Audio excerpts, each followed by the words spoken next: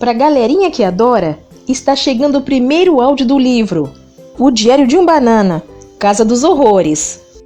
Mas antes, se inscreva aqui no canal se você gostou. Deixe seu joinha que é muito importante para o nosso canal. E isso nos ajuda a crescer cada vez mais. Ative o sininho das notificações para que você fique sempre atualizado com os vídeos que estão chegando. Então valeu! Lembrando que este livro é o 6º da coleção. Agora sim, vamos à leitura. Sinopse do livro. Mais uma vez, Greg Heffler entrou numa fria. Melhor dizendo, numa gelada. O muro da escola foi pichado e ele é o principal suspeito. Mas Greg é inocente, ou quase isso. A polícia está atrás dele, porém uma nevasca inesperada impede os Heffler de sair de casa. Greg ganha tempo, mas sabe que quando o gelo derreter, terá de encarar a dura realidade. Pensando bem, talvez seja muito melhor passar o resto da vida atrás das grades do que preso com a família dentro de casa durante todo o inverno. Mês: novembro. Dia da semana: sábado.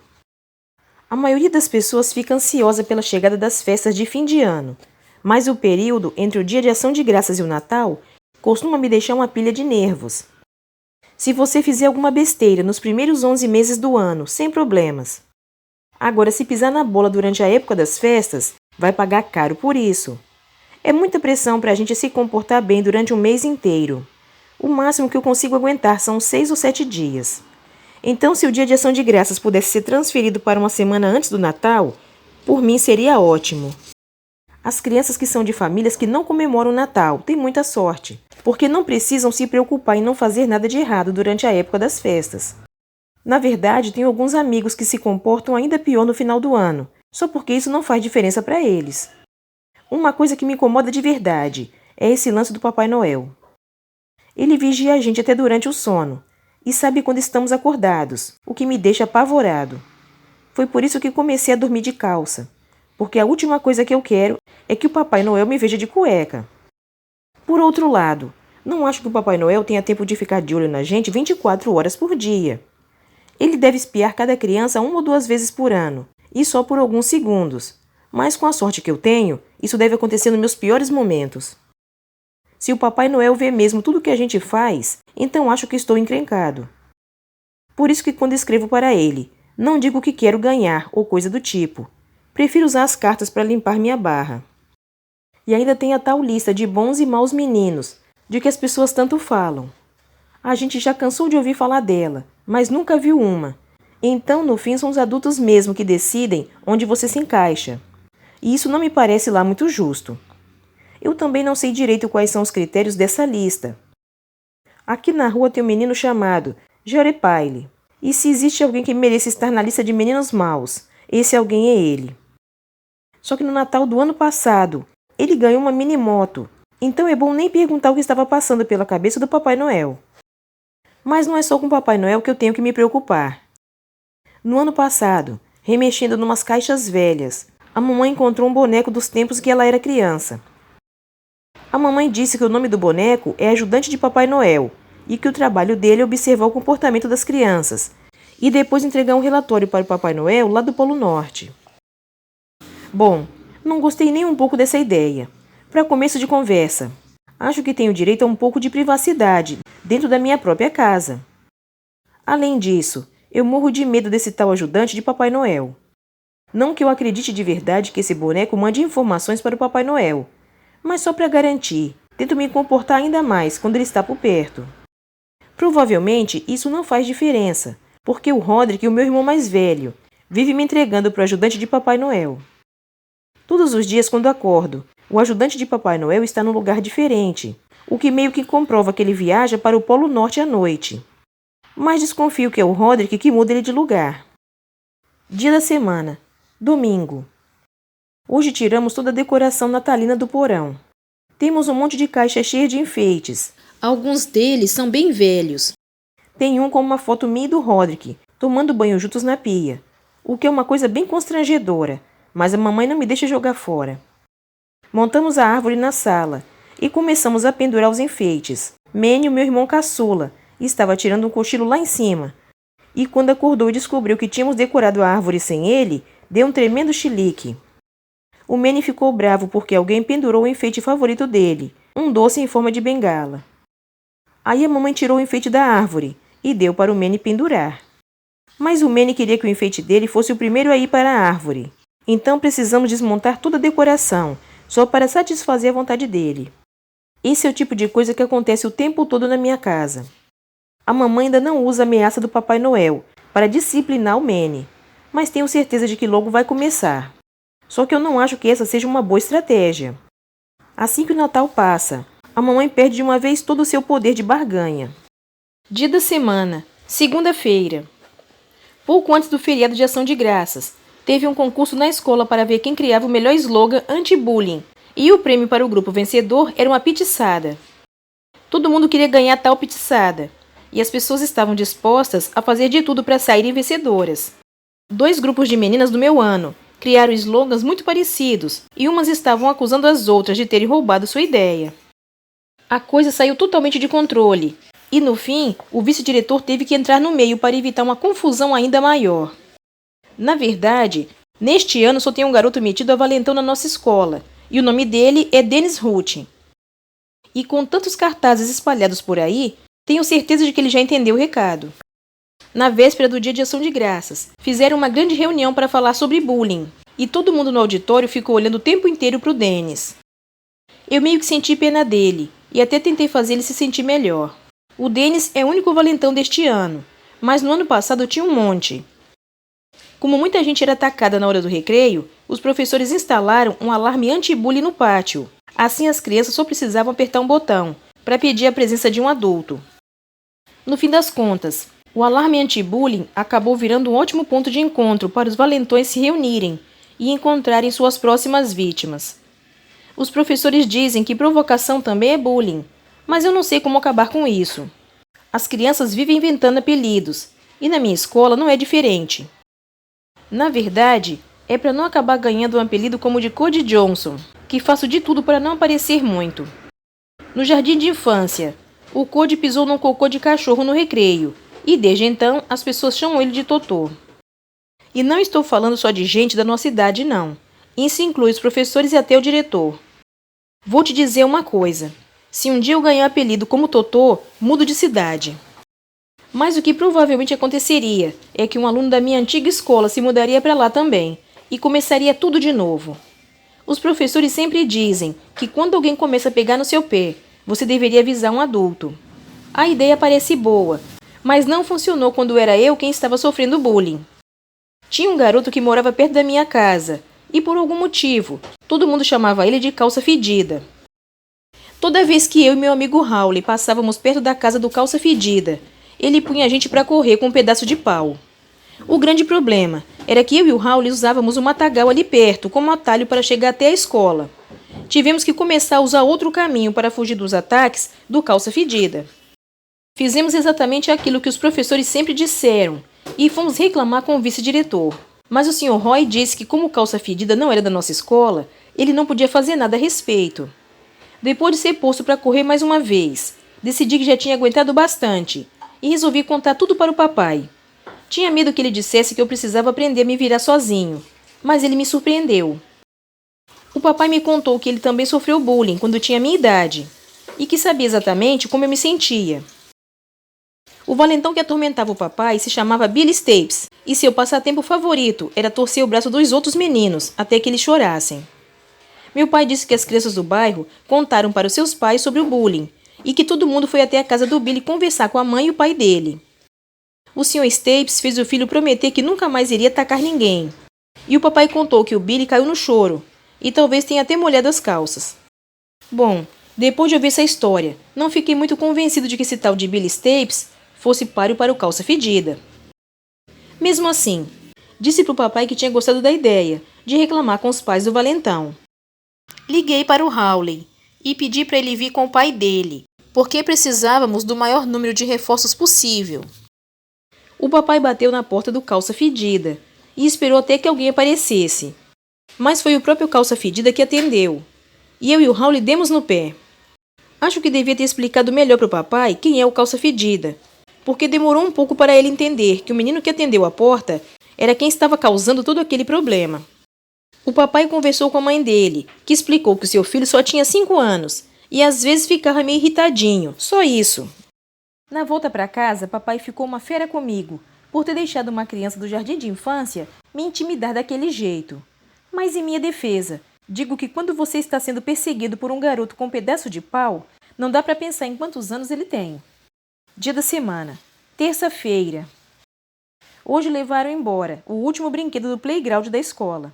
No começo do ano tinha um monte de brinquedo, tipo trepa-trepa, balanço e coisas assim. Mas agora virou só um pátio cheio de areia. Agora parece um banho de sol na prisão. Ouvi dizer que o seguro do playground estava ficando muito caro toda vez que uma criança se acidentava ou se machucava no brinquedo. Por isso a solução mais simples foi tirar tudo dali. Em outubro, Francis Quinotte saiu voando do balanço e foi parar na gangorra, o que significou a perda de 2 brinquedos de uma só vez. Perdemos o trepa-trepa quando uma menina chamada Christine Higgs subiu até lá no alto e depois ficou com medo de descer. Os professores não têm permissão para tocar nos alunos e os pais da Christine precisaram ser chamados para tirarem ela de lá. No fim, a única coisa que sobrou foi a trave de equilíbrio. E eu achava que ninguém teria capacidade de se machucar ali. Só que acredite se quiser, algum idiota que não olha por onde anda tropeçou nela outro dia, ou seja, adeus. Sem nenhum brinquedo no playground, não sobra muita coisa para a gente fazer. Mas os professores não deixam as crianças ficarem sentadas, porque dizem que precisamos fazer alguma atividade. E o pior é que eles não deixam a gente levar nenhum tipo de brinquedo ou videogame. E se for pego com um brinquedo no playground, ele vai ser confiscado. Na semana passada, acharam um carrinho enterrado na areia, que parecia estar lá há muitos anos. Ele só tinha uma roda, mas o pessoal estava tão desesperado por um pouco de diversão que fez até fila. Enquanto um brincava, os outros vigiavam. Existe até um mercado negro de brinquedos lá na escola. Ontem, o Christopher Stengel levou um monte de peças de Lego e ouvi dizer que cada pecinha estava valendo 50 centavos. Os professores também proibiram um monte de brincadeiras que a gente costumava fazer. Na semana passada, uns meninos estavam brincando de duro ou mole, mas um deles se machucou ao levar um esbarrão por trás. Agora a gente não pode mais tocar uns nos outros, e nem ao menos correr. Hoje o pessoal brinca de pega-pega sem encostar, e até dá para fugir andando bem rápido, mas não é a mesma coisa. Quer saber? Acho que as pessoas estão levando esse lance de segurança muito a sério. Um dia fui ver o jogo de futebol do Maine, e as crianças estavam usando capacete. A única coisa boa de ter perdido o playground é que agora eu finalmente tenho uma chance de começar a ir bem na escola. Sou do tipo que não consegue se concentrar quando o professor está falando e outra turma está lá fora no recreio. É quase impossível prestar atenção em outra coisa que não seja a janela. Dia da semana, quarta-feira. Ok, retiro o que disse sobre o lado bom de não ter mais brinquedos no playground. Agora as crianças não têm mais o que fazer e inventaram de ficar olhando pelas janelas. É o tipo de coisa que tira sua atenção quando você está tentando fazer uma prova. E o fato de eu não ser lá muito rápido para fazer prova também não ajuda em nada. No terceiro ano, a senhora Sinclair, minha professora, ensinou uns truques ótimos para decorar a tabuada. Mas para mim aquilo era só uma distração a mais. Naquele mesmo ano, a gente teve um professor chamado Sr. Sparks. Toda vez que queria falar alguma coisa importante, ele subia na cadeira. Só que um dia, quando o Sr. Sparks estava explicando um conceito matemático, uma das pernas da cadeira quebrou e ele foi para o chão. O Sr. Sparks fraturou a clavícula e ouvi dizer que está processando a escola. Não lembro mais qual era o conceito matemático, mas nunca mais vou esquecer a lição de nunca ficar em pé em cima dos móveis. Hoje no recreio estava todo mundo só esperando a hora de voltar para a sala, mas aí o Raul levantou e saiu dando pulinhos pelo playground. Alguns alunos começaram a gritar e aplaudir. Devem ter achado que era um protesto contra a proibição de correr, mas a verdade é que o Raul só estava fazendo aquilo porque gosta de saltitar por aí. Não sei porquê, mas eu sempre fico irritado quando ele começa com seus pulinhos. Fiquei aborrecido ao ver o Raul saltitando pelo playground daquele jeito. Essa questão dos pulinhos é um ponto delicado da nossa amizade. Ele diz que eu tenho inveja porque não sei saltitar, mas a verdade é que eu acho isso uma idiotice. Mas preciso admitir que sempre tive dificuldade com esse negócio de saltitar. No primeiro ano, eu era o único que não conseguia fazer isso. Fiquei com medo de ser reprovado por isso, mas por sorte me deixaram passar para o segundo ano. Ainda assim, morro de medo de que esse assunto volte a me atormentar algum dia. Às vezes me pergunto por que eu e o Hawley viramos amigos, já que somos tão diferentes. Mas no fim percebo que só ele mesmo para querer ser meu amigo, e vice-versa. Então tento ignorar as coisas que me irritam. Dia da semana. Quinta-feira. A pior coisa de ter o ajudante de Papai Noel me vigiando é que eu não posso mais fazer as coisas que costumava fazer durante as festas de fim de ano. Uns anos atrás, a mamãe e o papai puseram os presentes debaixo da árvore antes do Natal e eu fiquei maluco tentando adivinhar o que era. Um dos presentes tinha o meu nome e com certeza era um game. Fiz um rasguinho no papel de presente para conferir e era mesmo o que eu tinha pedido. Mas ficar vendo o jogo que eu queria ali parado debaixo da árvore estava me dando nos nervos. Foi quando eu decidi ir um pouco além e fazer um corte na parte de cima do embrulho para tirar o disco da caixa.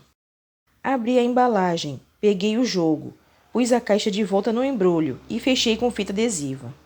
Só que comecei a ficar paranoico, achando que a mamãe ia pegar o pacote e perceber que estava mais leve. Então abri de novo e pus um CD de heavy metal do Roderick no lugar para ficar com o mesmo peso. Joguei o game novo todas as noites, depois que a mamãe e o papai iam dormir, e consegui zerar. Mas depois esqueci de pôr de volta na embalagem, e no Natal, quando abri o presente, o CD do Roderick saiu rolando pela sala.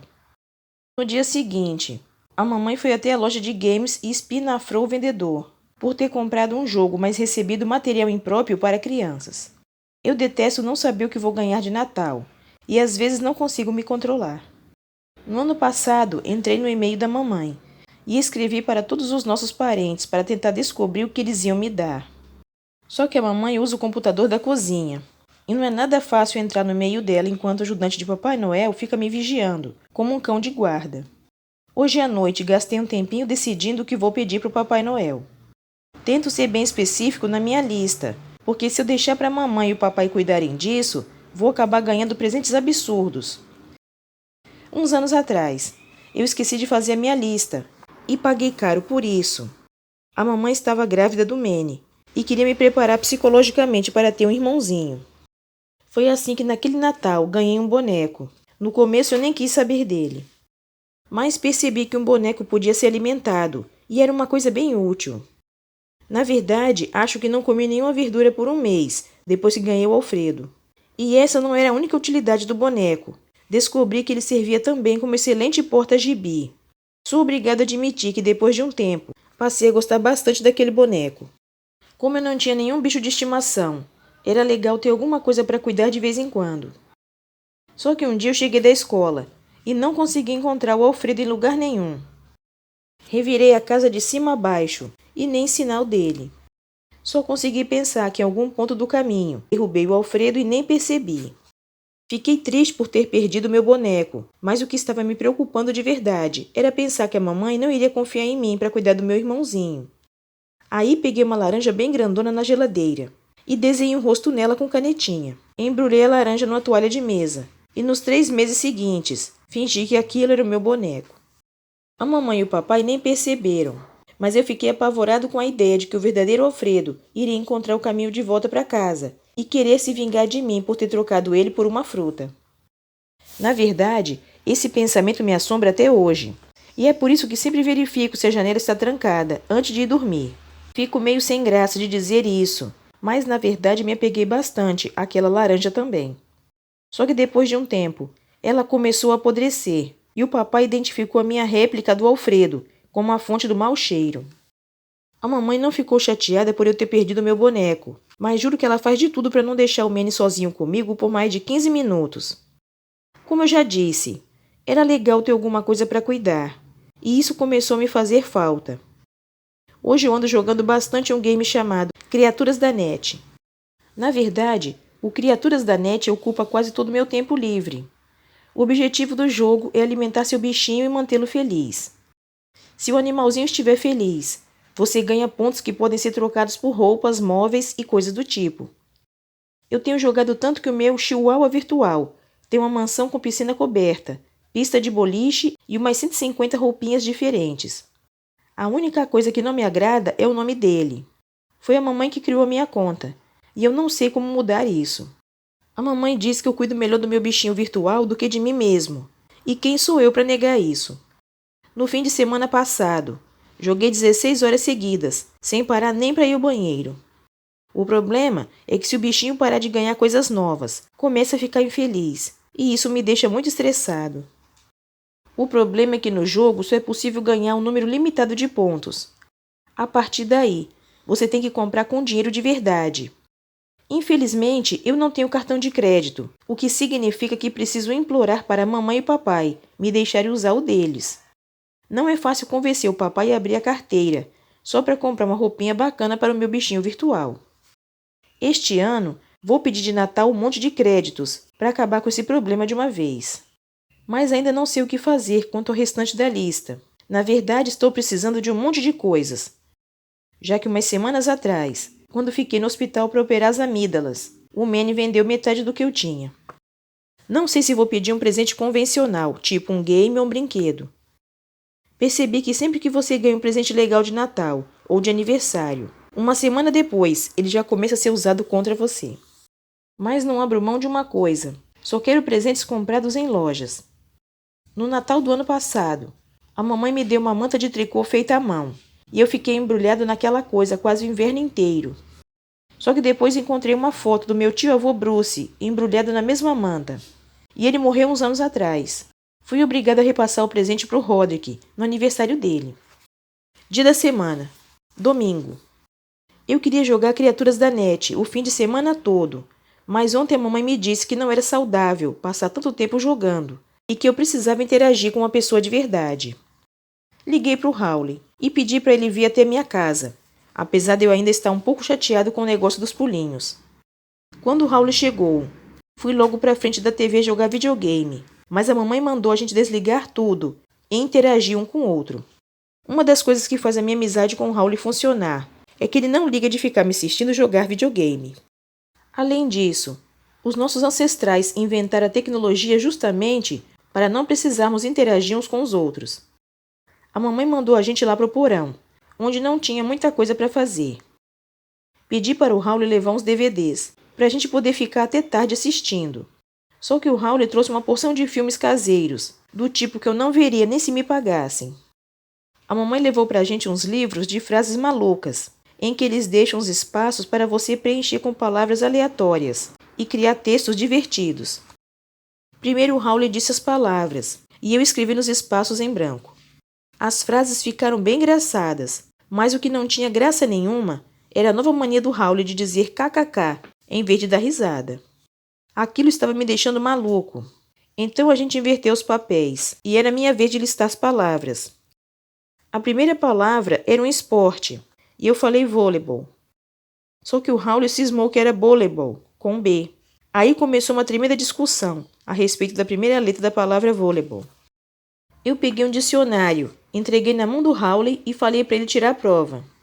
Só que em vez de abrir na letra V, ele começou a ler todas as palavras com B. Como obviamente não encontrou a palavra voleibol, ele começou a procurar tudo de novo, desde o começo.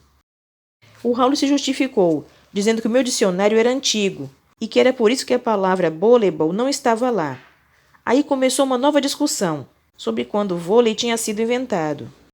A essa altura, eu já estava de saco cheio do Howley e percebi que era melhor mudar de assunto, ou a gente ia acabar brigando só para variar.